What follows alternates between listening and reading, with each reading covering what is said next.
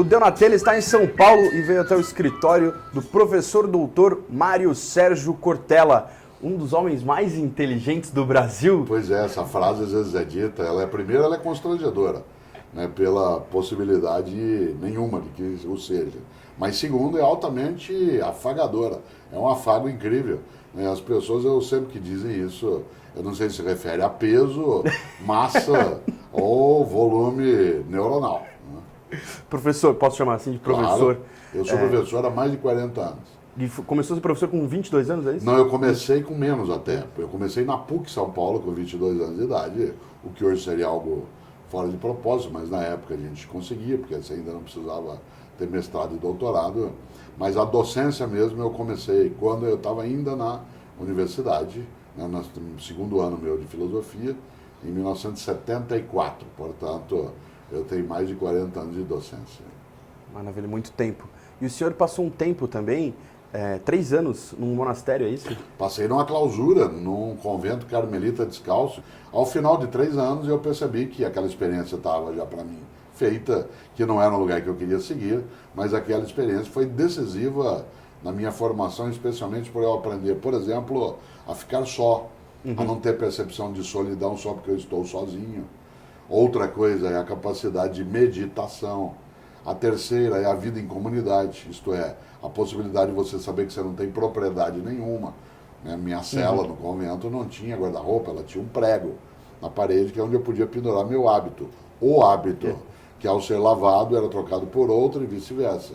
Nenhum de nós tinha dinheiro próprio. Tudo que eu recebesse por qualquer atividade ou até doação, eu colocava numa caixa comum, que literalmente era uma caixa de sapato.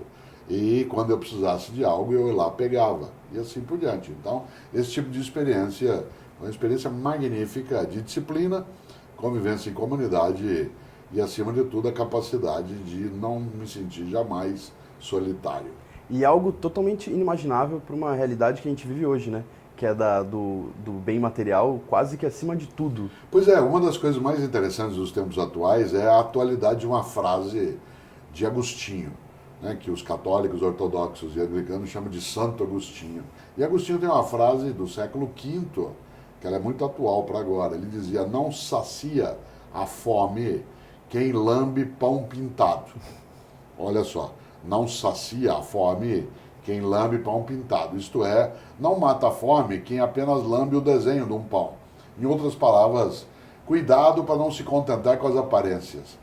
E nesse sentido, é um alerta que vale muito para o nosso mundo virtual, né, da nossa época, que tem maravilhas e horrores. E um dos horrores é essa simulação de realidade que muita gente penetra e acaba entrando num mundo que um dia, né, é muito mais o avesso do espelho da Alice, né, do que de fato outra coisa.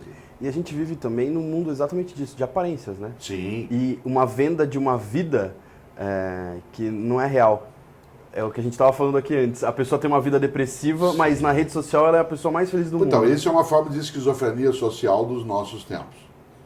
Existe hoje uma possibilidade de se construir uma virtualidade em relação a uma vida desejada, projetada, assumida como real, mas que concretamente ela é apenas uma projeção que não tem base concreta. Há uma obsessão pela luxúria, há uma obsessão pela gula, e esse tipo de doença social faria quase que Freud de novo ter que reescrever, né, o mal-estar e a civilização. E ele o faria muito bem, mas dentro disso há algo que é concreto. Quem o faz, isto é, quem pinta a si mesmo de uma maneira que é um simulacro, sabe que é simulacro. Não existe auto-engano. Será que não? Não existe auto-engano. A probabilidade de auto-engano, ela pode ser para alguém que consiga forjar a sua consciência a partir de uso de medicamentos ou substâncias ilegais. Aí sim. E, portanto, ele não entra nunca no estado de sobriedade. Estar ébrio, seja de álcool, seja de substâncias ilegais, até pode perturbar a consciência de realidade e, portanto, simular que a simulação é real. Um pouco Matrix. Que é um filme, o primeiro deles, que é o único que tem sentido, e todo ele apoiado numa obra de um professor de matemática, né, do século XIX, que foi o Charles Dodson, que apelidou a si mesmo de Lewis Carroll e escreveu Alice no País das Maravilhas, que é um livro que no século XIX antecipa muito daquilo que será o mundo virtual do século XXI, isto é, o que é realidade e o que não é. Quais são as escolhas que eu tenho de fazer? Um mundo em que parece que as coisas não fazem sentido, mas elas fazem, porque é um sentido que está por trás, né? Aquilo que a gente não enxerga, mas parece que está presente. As redes sociais hoje, em grande medida, elas respondem a um berro, né? Um brado, um uivo solitário numa sociedade que desagregou a capacidade de convivência e, ao mesmo tempo, inseriu um vetor, né, de presença, de identidade, que é celebridade.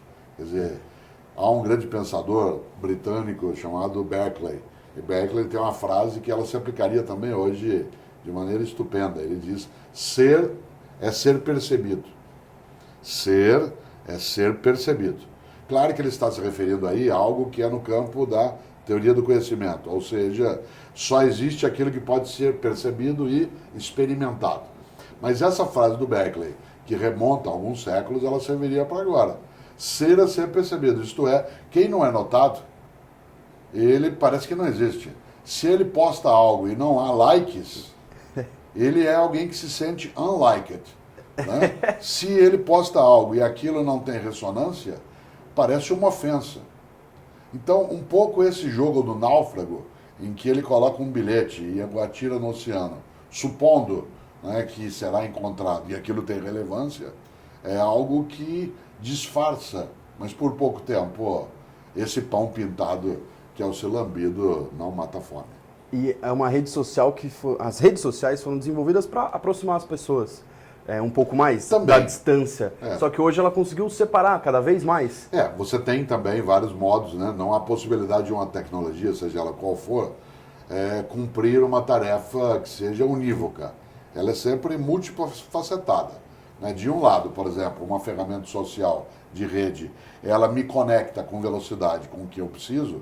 Por outro lado, ela pode me deixar, né, forjando um mundo dentro do meu castelo. Dou um exemplo banal. Eu jamais conseguiria ver pelo meu mobile, né, a minha neta, uma delas. Uhum. Todos os dias, se eu quiser, ir com ela, dialogar, ver o rosto dela, ver como é que ela está, ela mostrar uma parte de cima da testa do tombo que ela levou na escola, etc. Isso é magnífico. Mas eu também não substituo o contato pessoal com ela. Nesse sentido, claro que as redes sociais, elas produzem capacidade de agregação, mas elas também permitem a possibilidade de dissimulação, né? E, portanto, em que se possa disfarçar uma série de angústias que estão colocadas aí no nosso cotidiano, numa vida que, em vez de ser veloz, ela é apressada. E esse apressamento no dia a dia leva a perturbar a capacidade de meditação, de reflexão. Quase nunca algumas pessoas conseguem ficar sozinhas, ela entra em estado de desespero. Ela precisa se conectar o tempo todo.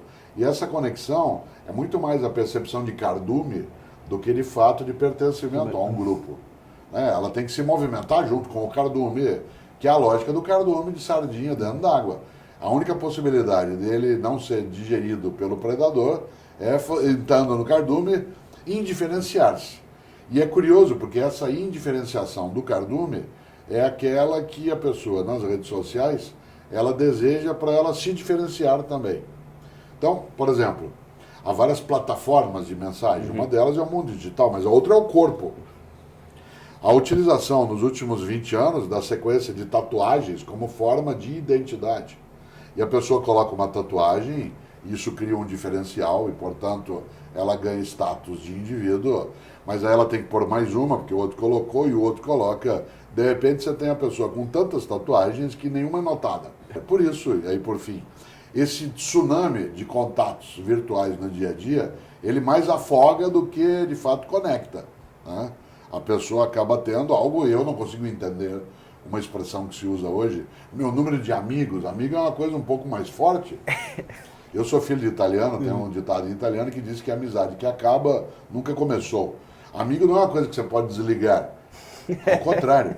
Ele ou ela perturba você a vida inteira, e uma das grandes lógicas da amizade, Aristóteles lembrava isso, né? O que é amizade? São dois corpos com uma única alma. Essa angústia que é tão presente hoje na nossa sociedade, e não só os adultos, hoje até a criança angustiada, Sim. vem muito talvez dessa confusão de velocidade com pressa? Sim, porque de um lado a pressa ela é uma forma de incompetência.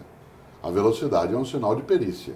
Por exemplo, eu quero velocidade na hora de ser atendido por um médico, mas eu não quero pressa na consulta.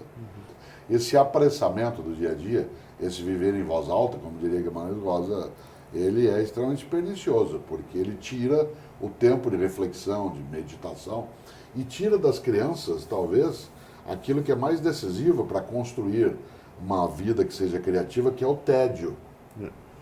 O tédio é decisivo para você poder inventar. Hoje, você tem o que fazer o tempo todo, isso é péssimo.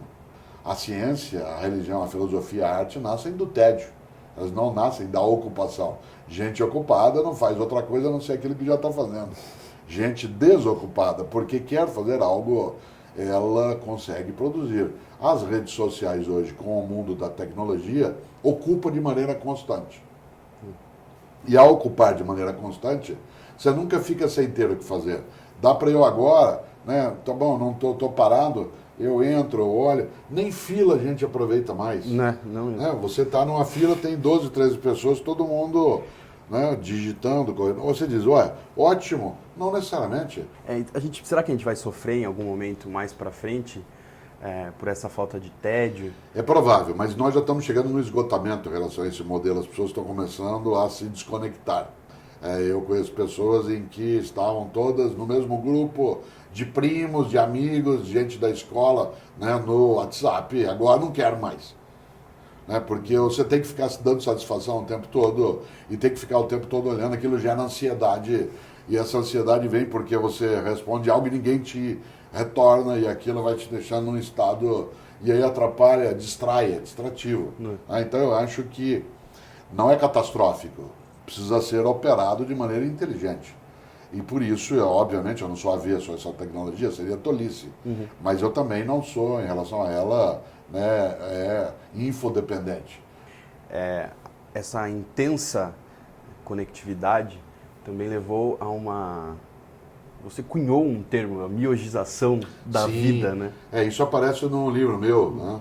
A Miogização da Vida, que é o livro Qual é a Tua Obra, e aparece no outro também, que é O que a Vida me ensinou. Porque essa questão de uma vida que seja de minutos. Vida miojo, pesquisa miojo, afeto miojo, amizade miojo, balada miojo. Obviamente que o miojo é prático. Né? Quando é da invenção do lamen, né? Claro que isso trouxe uma praticidade à vida. Mas, cuidado, essa praticidade ela tem que ser uma alternativa e não um caminho exclusivo. Para encerrar, e hoje a gente vive essa polarização política no Brasil, e muito em função das redes sociais. Será que só essa postar a foto na praia, postar o jantar, as pessoas se cansaram um pouco disso, daí elas estão querendo se mostrar um pouco mais políticas? Eu espero que sim. Eu espero que esse seja um efeito colateral das redes sociais que trará benefício. Afinal de contas, uma democracia se constrói pela possibilidade de intervenção prática, manifestação e discordância e acolhimento. Por exemplo, quando você tem uma oposição frágil, você fragiliza um governo. Quando você tem uma oposição ativa, ela obriga que o governo ele esteja muito mais ativo naquilo que ele está fazendo. Por isso, nós introduzimos hoje, pelas redes sociais, uma coisa muito arriscada no Brasil, que nós não tínhamos de maneira tão nítida em décadas anteriores, que é a ideia de ódio. A gente tinha oposição, desprezo, a ideia do elevador para a empregada, o elevador de serviço, o desprezo por aquele que é considerado inferior. Mas a ideia de ódio, ela é uma coisa que nós não tínhamos no nosso dia a dia. E isso é extremamente perigoso, porque, como disse um dia Mahatma Gandhi, olho por olho, uma hora acabamos todos cegos. E por isso, a manifestação, sair do virtual e ir para a rua, maravilha, desde que ela não degenere, isto é, que ela não seja uma ferramenta de ódio, ela seja uma ferramenta de reivindicação, de participação, de luta política, porque nós temos que tomar cuidado no Brasil. Nós somos o único povo que tem um xingamento que é absolutamente genocida. Certo? Você vê que mesmo que povos que praticaram genocídio em alta escala não tem isso entre os seus ditos. Nós somos o único povo que é capaz de, num trânsito, ou numa discussão na política, meter o dedo na cara de alguém e dizer assim, eu vou acabar com a tua raça. Isso é assustador, porque algumas pessoas não são capazes apenas de dizer, ela tem isso como intenção raivosa. Por isso, é preciso lembrar, especialmente para quem gosta de ficar só no mundo virtual, que tem que meditar em torno de algumas coisas e tem que trazer memórias póstumas de Brás Cubas, quando o grande Machado de Assis escreve, não se fie na felicidade presente. O mundo de hoje tem um pouco da baba de Caim. Certo? Então, por isso, as pessoas que estão vociferando nas redes sociais, desliga um pouco e volta a refletir um pouco mais, não levar tudo como verdade. Professor, muito obrigado. Foi um prazerzão conversar. Grato. E às vezes você encerra as entrevistas deixando um pensamento, uma ideia. Gostaria que, se pudesse, deixasse uma mensagem para essas pessoas de hoje, vivendo nessa pressa, nessa intensidade de redes sociais e esquecendo um pouco da comunidade, do partilhamento das coisas. Um conselho do grande Milor Fernandes, que eu citei, que vale para quem não quer viver de maneira banal. Ele dizia, se você não tem dúvidas, é porque está mal informado. Se você não tem dúvidas, é porque está mal informado. É preciso suspeitar de algumas obviedades. Maravilha. Essa entrevista foi magnífica para o Deu na Telha, para mim é um prazerzaço, sou muito fã Obrigado. do professor. Então é isso, Deu na Telha, até mais, a gente se vê.